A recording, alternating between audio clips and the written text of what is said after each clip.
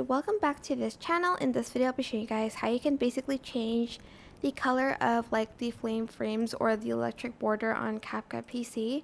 So first you're going to want to add in your video to the timeline, and then you're going to select the effects section, go to Spark and select whichever one you want, for instance this one, and drag it to your video. And here's where you can change the color of the flame frames. For instance, you want it to match her hair, which is kind of like this one. You can do that, and you can do it with all of the effects. For instance, this border, you can also change that here, as well as this electro heart one. You can change it as well here.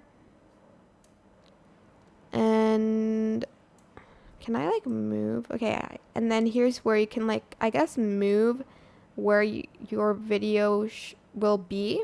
So do that. And yeah, that is it. Super simple. I hope this tutorial was helpful for you guys. Don't forget to like, comment, share. Also subscribe to this channel if you have not done that already. If you have any more questions, just leave it in the comment section down below. I will try my best to answer them all for you guys. And if you found this video helpful, please click the thanks button above the description box down below. Thank you so much for watching. Goodbye.